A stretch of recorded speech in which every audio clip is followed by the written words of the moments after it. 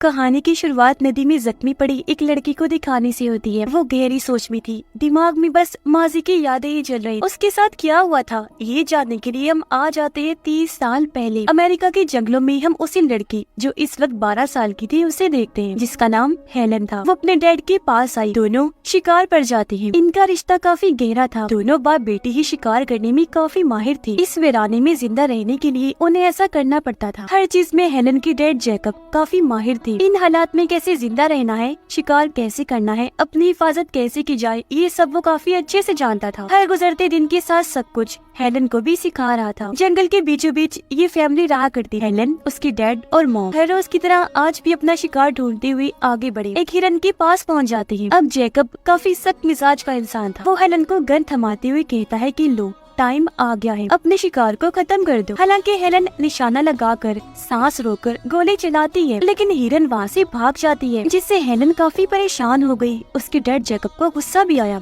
वो पूछता है, क्या सीखा इतने टाइम में तुमने? उसे कैसे पता चला हमारे बारे में? हेलन ने ऊपर देखा, हवा चल रही थी। वो कहती है कि उसे हमारी खुशबू आ गई हो। दोनों अब घर आ गई। हेलन की मॉम खाना पकाने के लिए आग जला रही थी। जैकब कहता है कि मत जलाओ आग, कोई शिकार नहीं हुआ तो आज कोई खाना नहीं मिलेगा। जो सुनकर उसे भी काफी बुरा लगा। यहाँ हमने नोटिस किया कि हेलन और उसकी मॉम के बीच इतना अच्छा रिश्ता नहीं है, इसलिए वो ज्यादा अपने डैड से प्यार करती थी, माँ से चिढ़ा करती थी। सिर्फ यही नहीं बल्कि हेलन के मॉम डैड के बीच का रिश्ता भी अच्छा नहीं था। हेलन के जिस्म पर बहुत सारे टैटूज थे जो उसकी डैड ही बनाया करती थी। जब कोई अच्छा काम वो करती तो ये उसका इनाम होता। मतलब जब वो जैकब के किसी इम्तिहान में पास हुआ करती थी। इस माहौल में भी हेलन खुश रहती। उसका इकलौता दोस्त भी उसका डैड ही था। यहाँ ज्यादा कुछ नहीं था तो हेलन ने खेलने के लिए लकड़ियों और पत्तों के खिलौने बनाए हुए थे। अगले दिन हेलन अपने डैड के साथ खाने की तलाश में निकल जाती है। इन्होंने जगह जगह जानवरों के लिए जाल बिछाए थे। एक को देखकर ये लोग काफी हैरान हुए क्योंकि वहाँ सिर्फ भेड़िए की टांगे थी। इस बारे में हेलन ने जब जैकब से पूछा तो वो कहता है कि भेड़िए ने अपनी जान बचाने के लिए अपनी टांग की कुर्बानी दे दी, खुद ही काट दी और भाग गया। याद रखो हेलन, इस दुनिया में सिर्फ खुद को जिंदा और सही सलामत रखना ही जरूरी है। इसके लिए इंसान को किसी भी हद से गुजरना पड़े तो गुजर जाना चाहिए। और आज यहाँ हेलन अपना पहला हिरन का शिकार करती है, जिसे ये लोग घर लेकर आई। जैकब का छोटा सा कैबिन था जहाँ वो जरूरी सामान, खास तौर पर बंदूक वगैरह रखा करता था, पर यहाँ हेलन को जाने की इजाजत नहीं थी। अब रात को हेलन की आवाज भेड़ियों की आवाज से खुल गई। वो जब बाहर आई तो वहाँ भूखा भेड़िया और उसका बच्चा हिरन की मांस को सूंघते हुए यहाँ आ गए थे, जिसका शिकार आज हेलन ने किया था। वो इन्हें देख रही थी कि तभी वहाँ जैकब भी आ गया। हेलन कहती है कि हमारे पास कुछ हड्डियाँ पड़ी हैं, हम इन्हें खाने के लिए दे देते हैं। जैकब ने मना कर दिया। वो कहता है कि नहीं, कुदरत के अपने कानून है, हमें इन पर तरस नहीं खाना चाहिए। ये सिर्फ भूखे भेड़िए हैं, भूख के लिए कुछ भी कर देंगे, हमें भी खाना पड़ा तो खा जाएंगे, इसीलिए इन्हें मार दो अगर चाहती हो कि तुम्हारी फैमिली जिंदा बची रही। पर हेलन ऐसा नहीं कर पाती, इसलिए जैकब खुद ही बंदूक लेकर दोनों भूखे भेड़ियों को मार देता है। अगले दिन जैकब अकेला ही शिकार पर जाने लगा। जैकब ने हेलन का नाम लिटिल शैडो रखा हुआ था। हेलन ने साथ जाने की जिद की, पर उसके डैड कहते हैं कि आज नहीं लिटिल शैडो,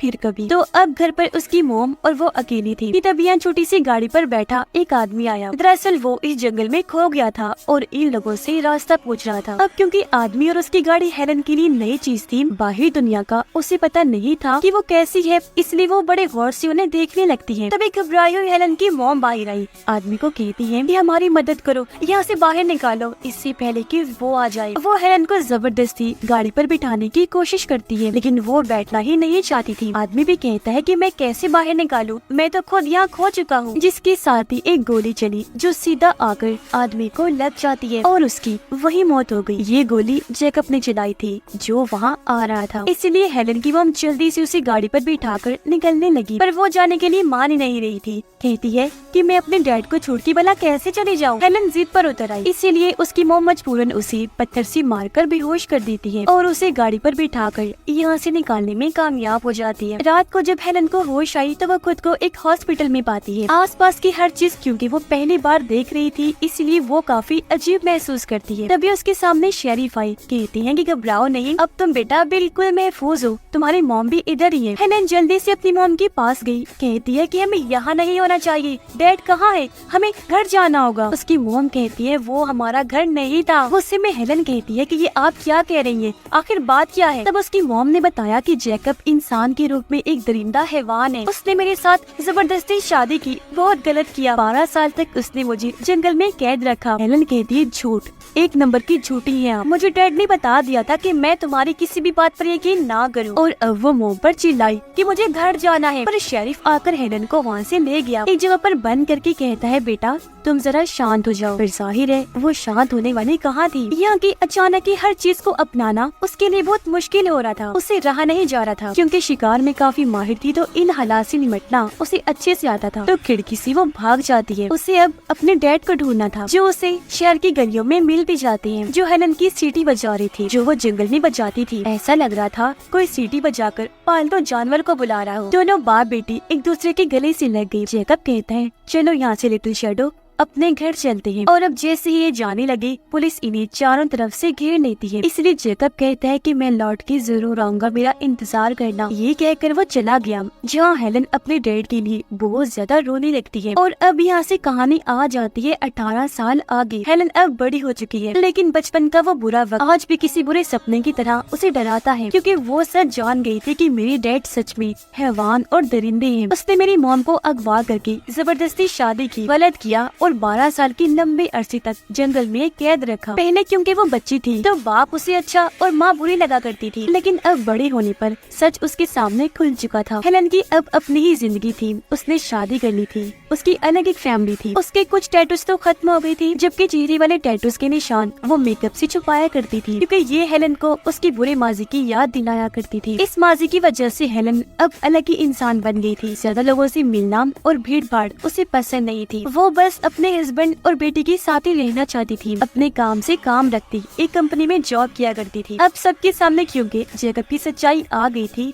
तो उसके बारे में एक कहानी बन गई। उसे मार्श किंग के नाम से जाना जाने लगा। इस कहानी के मुताबिक बताया गया कि वो बहुत ही बुरा इंसान है, जंगल में रहता है, कुदरत को नुकसान पहुंचाया करता है, एक औरत से जबरदस्ती शादी करके गलत करने वाला दरिंदा है। इसी वजह से उसका ये नाम इन्हीं मार्श किंग पड़ गया। अब हेलन अपनी बेटी और हस्बैंड से बहुत प्यार किया करती थी, पर यहाँ उसने एक गलती की हुई थी। उसने सबसे, यहाँ तक कि अपने हस्बैंड से भी अपनी पहचान छुपाई हुई थी कि वो जैकब मार्श किंग की बेटी है, जो उसकी बहुत बड़ी गलती थी। उसने ऐसा इसलिए किया क्योंकि फिर उसे कोई भी नहीं अपनाता। अब दिखाया गया कि पुलिस मार्श किंग और उसके एक साथी को बस के जरिए कहीं और ले जा रही थी, पर इन दोनों ने ही भागने का प्लान बना लिया था। अंधेरी वाली जगह पर आकर उन्होंने गार्ड पर हमला कर दिया, फिर उसे गन छीनकर गार्ड और ड्राइवर दोनों को ही मार देती हैं और यहाँ से फरार हो गई। अगले दिन हेलन काम से जब घर आई तो अपने घर पर पुलिस देखती है। वो काफी घबरा गई। अंदर जब गई तो एक ऑफिसर उससे कहती है कि तुम्हारे डैड मार्श किंग फरार हो गई है। क्या उसने तुमसे कोई राब्ता किया? जिस पर उसने ना में जवाब दिया। लेकिन अब ये जानकर कि वो दरिंदा आजाद हो गया है, वो काफी घबरा गई। डर एक बार फिर उस पर हावी होने लगा। पुलिस के आने से उसके हस्बैंड को भी पता चल गया कि असल में हेलन, जिसने अपनी पहचान अब तक छुपाई हुई है, वो मार्श किंग की बेटी है। इस बात पर वो काफी नाराज हुआ, क्योंकि हेलन को सच छुपाना नहीं चाहिए था। हालांकि मार्श किंग की कहानी हर कोई जानता था, इसीलिए वो अपनी बेटी को लेकर वहाँ से चला गया। तो अब पुलिस की एक गाड़ी वहाँ पहरा देने लगी, क्योंकि उन्हें यकीन था कि जैकब अपनी बेटी से राब्ता या उस तक पहुँचने की कोशिश जरूर करेगा। और इस तरह हेलन अब अकेली रहने लगी थी। इसी रात हमें जैकब और उसका दूसरा साथी दिखाया गया। वो एक गैस स्टेशन पर रुककर किसी का इंतजार कर रही थी। इतनी ही देर में यहाँ एक गाड़ी आई, दोनों उसके अंदर बैठी और यहाँ से निकल जाती है। अगले दिन वही शेरिफ हेलन का हालचाल पूछने आता है, क्योंकि जब हेलन की मॉम और वो जैकब से आजाद हुई थी तो हेलन की मॉम ने शेरिफ से शादी कर ली थी। मतलब इस तरह हेलन शेरिफ की सौतेली बेटी बन गई, पर वो उन्हें कभी नहीं अपनाती। हालांकि वो काफी अच्छा इंसान था, उसे अपनी बेटी ही समझा करता था। वो चाहता था कि हम सब फैमिली की तरह रहें। वो हेलन को तसल्ली देता है कि परेशान न होना, तुम्हारा हस्बैंड बस नाराज है,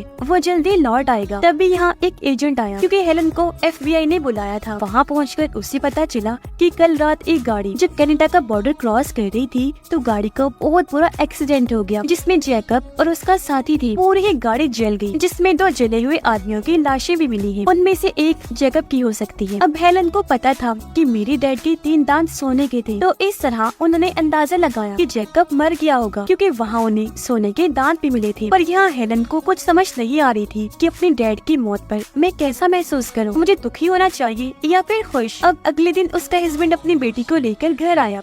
हालांकि वो अभी भी नाराज था, लेकिन उससे भी क्योंकि जैकब की मरने की खबर मिली तो वो हेलन को हौसला देने आया था। वो हेलन से वजह पूछता है कि आखिर तुमने सच्चाई क्यों छुपाई। वो कहती है कि अगर तुम्हें सच पता होता कि मैं मार्श किंग की बेटी हूँ तो क्या तुम मुझे अपनाती, मेरे साथ शादी करती? कभी नहीं। उसका हस्बैंड कहते हैं अच्छा मेरी बात सुनो, मैं सब कुछ भुलाने को तैयार, लेकिन मुझसे वादा करो कि मुझे अंधेरे में नहीं रखोगी, सच बताओ। पर यहाँ हेलन कुछ नहीं बोलती, इसीलिए उसका हस्बैंड गाड़ी में बैठकर यहाँ से जाने लगा। पर तभी उसके सामने हेलन आ जाती है, उसे अपने जिस्म के सारे टैटूज दिखाकर सब कुछ सच सच बता देती है, यानी अपनी मॉम और बाप से जुड़े सारे राज वो बता चुकी थी, जिसके बाद वो काफी दुखी हो जाती है। ये देख उसका हस्बैंड पास आकर हेलन को गले से लगा लेता है और ये फैमिली फिर से एक हो गई। अब अगले दिन ये सब लोग शेरिफ के घर गए। हेलन अपनी बेटी को कहती है बेटा ये तुम्हारे नाना है। जो सुनकर शेरिफ काफी खुश हो गया, कहता है वाह बेटी आज मैं बहुत खुश हूँ, क्योंकि मैं तो बेसब्री से इस दिन का इंतजार कर रहा था। यहाँ पता चला कि हेलन की मॉम मर चुकी है और शेरिफ ने हर जगह हेलन और उसकी मॉम की तस्वीरें लगाई हुई थी। हेलन शेरिफ को बताती है कि मॉम ने मुझसे हमेशा नफरत की, क्योंकि उन्हें मेरे अंदर जैकब की झलक दिखाई दिया करती थी। शेरिफ उसे समझाता है कि ऐसा कुछ नहीं है, वो तुमसे बहुत प्यार करती थी पर तुम कभी समझ ही नहीं पाई। फिर शाम को ये लोग घर वापस आए। रात को जब ये लोग सो रही थी तो हेलन को बुरा सपना आया कि मेरे डैड इस घर में भी आ गए हैं और मेरे बहुत ही करीब खड़े हैं। फिर अगले दिन जब उसकी आँख खुली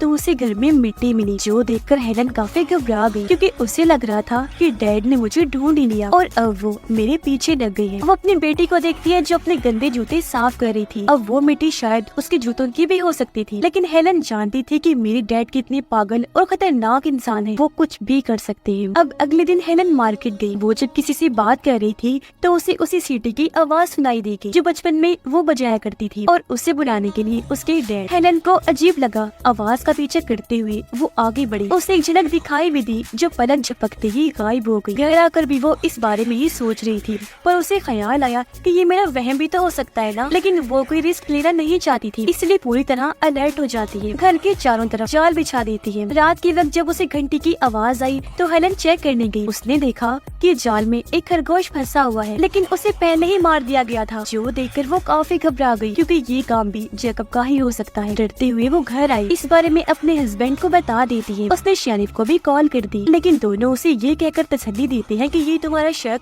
और वहम है, ऐसा मुमकिन हो ही नहीं सकता, क्योंकि जाहिर है उनकी नजर में तो यही था कि जैकब जिंदा नहीं है। मगर अब अगले ही दिन हेलन को अपने घर लकड़ियों और पत्तों से बने खिलौने मिल जाते हैं। उसे याद आया कि ये तो मेरे बचपन वाले खिलौने हैं। वो समझ जाती है कि जैकब ने मुझे इशारा दिया है, वो जिंदा है और मुझ तक पहुँच गया है और अब वो हमारा पीछा कभी नहीं छोड़ेगा। वो लाशें किसी और की थी। जैकब ने इन्हें गुमराह करने के लिए बस अपने सोने के 3 दांत ही वहाँ पर छोड़ दिए थे, ताकि इन्हें लगे कि वो मर गया है, लेकिन जाहिर है वो इतनी आसानी से मरने वाला कहाँ था। अब हेलन सोचती है कि डर के रहने से बेहतर है डर का सामना करना, इसीलिए अब वो अपनी फैमिली की हिफाजत के लिए अपने बाप का सामना करने के लिए निकल गई। वो उसी जंगल में आई, उस जगह पर जाने लगती है जहाँ उसका बचपन गुजरा था। उसका घर अभी भी वहीं था। पेड़, नदियाँ, हर चीज हेलन को आज भी आती, जहाँ पर तभी उसकी मुलाकात अपनी डैड जैकब से हो ही जाती है। इतने सालों के बाद दोनों एक दूसरे से मिल रहे थे। अब वो काफी बूढ़ा हो गया था, लेकिन अब पहले की ही तरह खतरनाक और निडर था। दोनों बाप बेटी बातें करने लगे। जैकब कहता है कि तुम्हें वापस आना ही होगा, अपनी बेटी को भी ले आओ इधर। पहले जैसी एक जिंदगी हम फिर से यहाँ गुजारेंगे। मैं जानता हूँ कि तुम भी यही चाहती हो, क्योंकि तुम बहुत खुश थी। हम तीनों शिप के जरिए कनाडा चले जाएंगे और वहीं रहेंगे। हेलन कहती है मैं ऐसा कुछ नहीं करने वाली, क्योंकि अब मेरी एक अलग जिंदगी है। मेरी फैमिली है, हस्बैंड और बेटी, जिनसे मैं बहुत प्यार करती हूँ। और वैसे भी मैं ऐसा जान गई हूँ कि तुमने मेरी माँ के साथ क्या किया, तुम दरिंदे हैवान। तब जैकब जवाब देता है कि वो झूठी है, मैंने उसके साथ कुछ गलत नहीं किया, वो मेरी जिंदगी में अपनी मर्जी से आई थी। हेलन रोने लगी,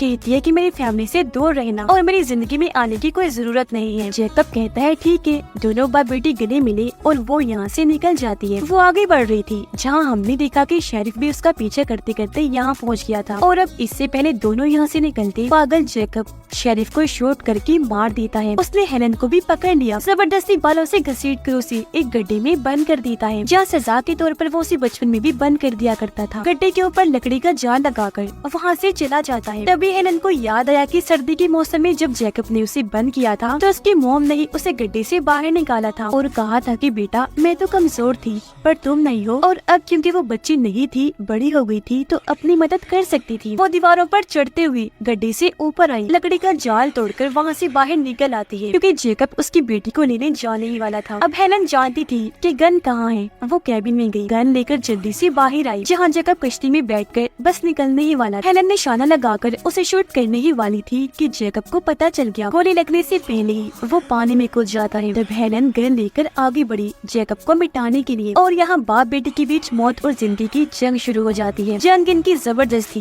क्योंकि दोनों ही जानते थे कि इन हालात में कैसे रहना, मुश्किल हालात का सामना कैसे करना है। लेकिन ये बात भी सच है कि बाप बाप ही होता है। तो जैकब कीचड़ में छुपा हुआ था, गन उसके पास भी थी। हालांकि हेलन ने उसे देख भी लिया था। इससे पहले वो गोली चलाती, पहले ही जैकब उसकी टांग पर गोली चलाकर उसे जख्मी कर देता है, पर जान से नहीं मारता। और अब वो उसे जबरदस्ती अपने साथ ले जाने लगा। आज भी वो उसे लिटिल शैडो कहकर बुला रहा था। तब हेलन गुस्से में उसे कहती है कि चुप कर, इस नाम से मुझे मत पुकार। जैकब कहता है मैंने तुम्हारे लिए क्या कुछ नहीं किया, जबकि तुम्हारी माँ तो कमजोर थी। तब हेलन कहती है कि नहीं, वो कमजोर नहीं थी, बल्कि कमजोर तो तुम हो जो एक औरत को जबरदस्ती जंगल में ले आया, उसके साथ गलत किया, उसे कैद करके रखा। जैकब कहता है मैंने वही किया जो मुझे ठीक लगा, और तुम बताओ अब अपनी फैमिली की हिफाजत के लिए क्या कर सकती हो। तब जज्बाती होते हुए हेलन हल्की सी आवाज में कहती है कि मैं अपनी जान दे सकती हूँ। और अब जब ये दोनों ऊंची जगह से गुजर रही थी तो हेलन यहाँ गिरने का नाटक करती है। जैकब मदद के लिए जब आगे बढ़ा तो हेलन उसे भी अपने साथ लेकर नीचे कूद जाती है। दोनों काफी ऊपर से नीचे नदी में आकर गिरती है, इसीलिए